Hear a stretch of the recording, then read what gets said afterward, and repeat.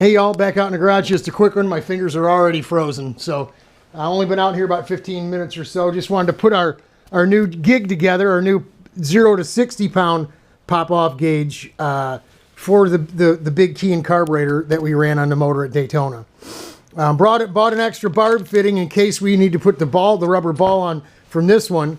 But we've seen in some videos, the guys had this pump here, and this one's already shot. This one doesn't even work.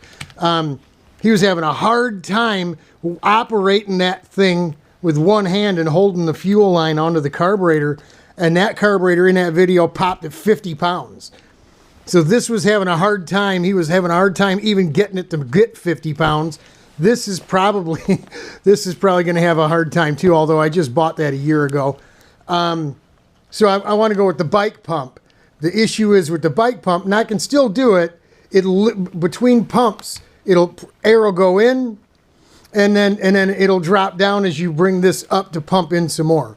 So let me get some vice grips or something on the end of that tube and see if we can actually bring you a little of this directly from the top of Pop Bash's old gauge.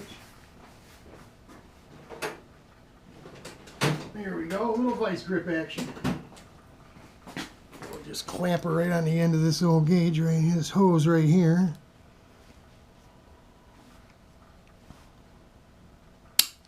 Just like so. And then we see if we're going to get anything functioning here or not. You see the pressure goes up and it comes down. Up, it comes down, but it goes up further. It was up to 35, went up to 40, we're up to 50. You know, if we get back to pumping it real quick, right? So let's let it go all the way down. It's the rubber that seals around here that's leaking.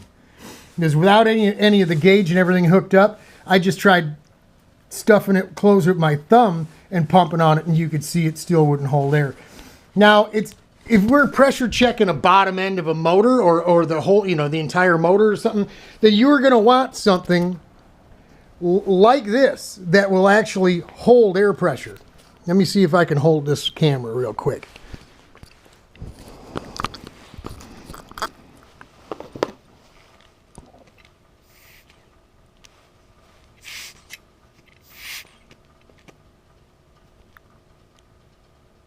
Well, that one leaks down too. Before I turn the camera on, it does stay up to pressure. The hose is cold. I'm not able to seal it up, and my fingers aren't real soft because they're frozen.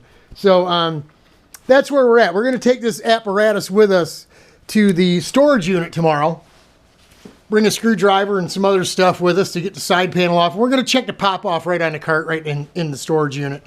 I'm sure there's still some fuel left in the carb, but there's already a can of WD-40 up in there in the garage. So I hose down the old four-banger, the frame, anything that's raw metal. I just got a rag. I spray it on a rag and wipe it down. So if she's getting salty, rusty up in there, we can keep it from getting too out of hand. But that's it. I just wanted to show you some of these things. Now, this is a 0 to 60. This is a long acre gauge. It would have been a terrible waste, I guess, to spend 20 bucks on this. I mean, this was a $6. It's a Chinese gauge. $6 for that thing. This one here, I could have used it just to do this, I guess, because how many times are we really going to need to check the pop off in that carburetor? It's either excessively high, which I'm kind of hoping it is, because if it is, then there are adjustments we can make besides lowering the pop off that are going to solve that bogging problem down low. If it's not real high, then I believe, and I'll bring you some more of this in another video, the way the low end circuit and high end circuit overlap, because these have interchangeable and changeable different size main jets and low speed jets for the needle carburetor that go inside the carb that also affect how far they overlap one another and at what percentage of throttle opening. Too fat on the high speed needle will affect the low end, the mid range and everything. Too fat, too lean on the low speed needle only affects throttle position.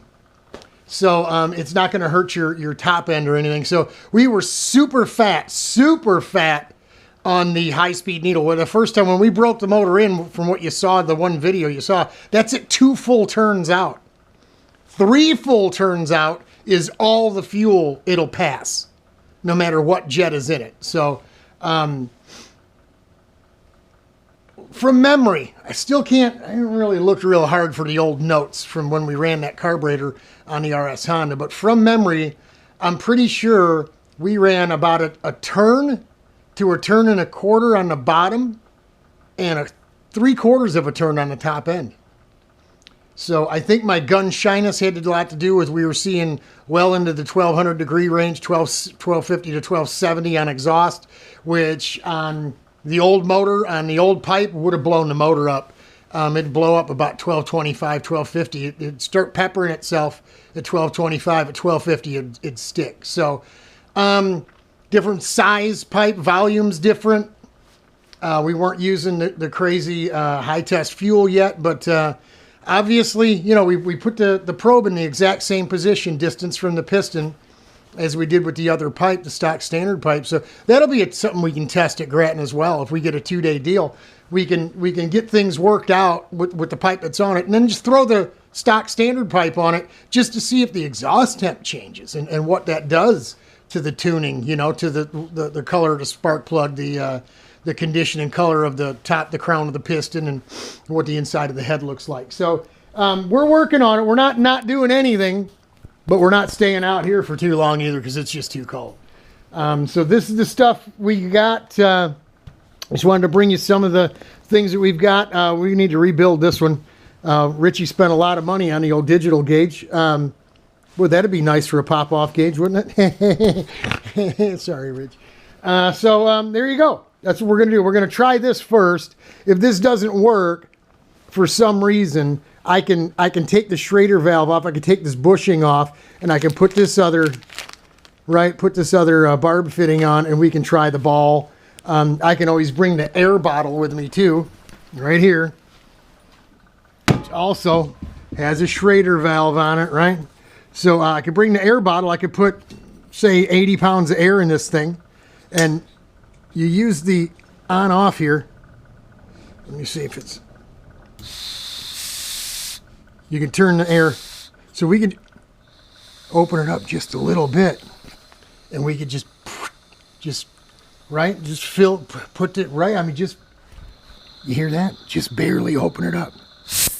You're right, and then we could actually use the air bottle to do our pop off too. So we'll drag the air bottle with us too. A handful of different kind of tools and what have you, and some things, and maybe we'll bring the camera and we'll bring you some video from the storage unit tomorrow on Sunday. But that's it. I'm freezing. I'm going back in to get warmed up. Godspeed. God bless y'all. We're praying for you. Hang in there.